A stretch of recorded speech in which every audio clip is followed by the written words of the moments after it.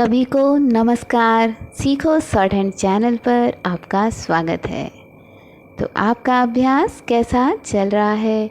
अपने अभ्यास को और अच्छा करने के लिए आप मेरे सारे पुराने वीडियोस का भी अभ्यास करें, जिसमें कि आपको अलग अलग गति की श्रुत लेख लिखने को मिलेगी और आप सफलता की ओर अग्रसर हैं। बस यही कामना के साथ आज मैं आपको 80 शब्द प्रति मिनट की गति का एक और वीडियो लेकर आई हूँ।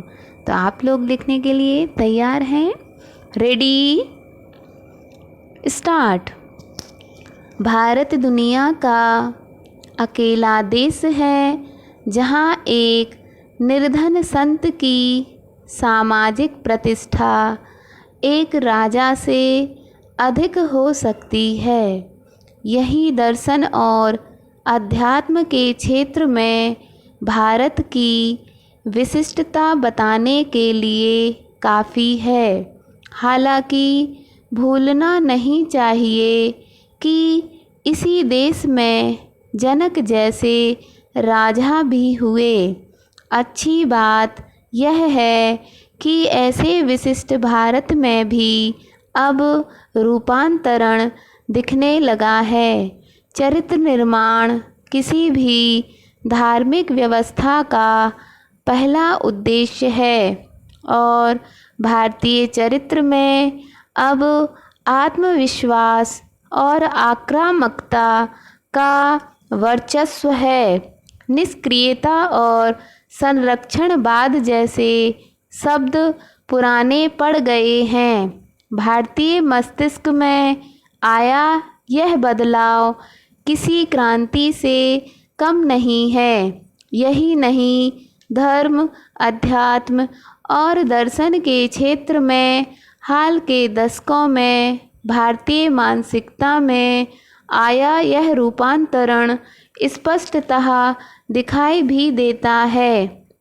यह सोचकर भी आश्चर्य होता है कि हिंदू धर्म में आधुनिक सोच और विचार विमर्श के लिए कितने कितने स्तरों पर सुधार हुए। अब हम पहले की तरह ईर्ष्या या भय के दबाव में नहीं हैं।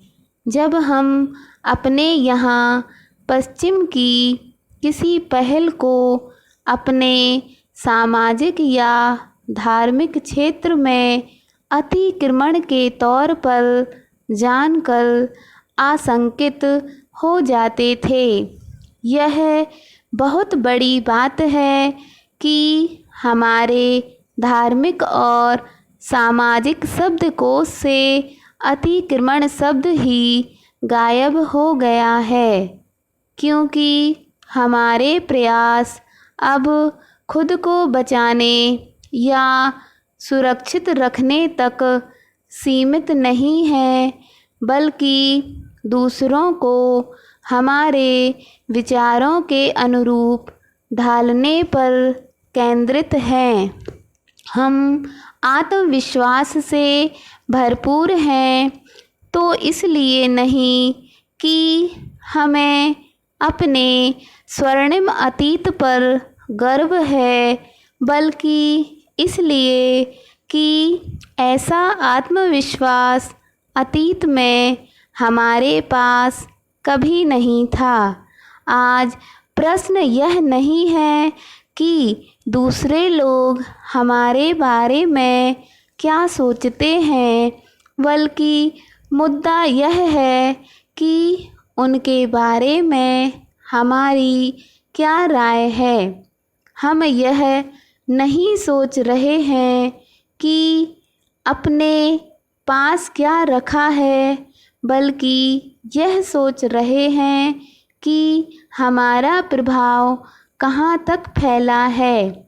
अब हम यह लड़ाई हार नहीं सकते, बल्कि इस जीत को अब नए क्षेत्रों तक प्रसारित करना है।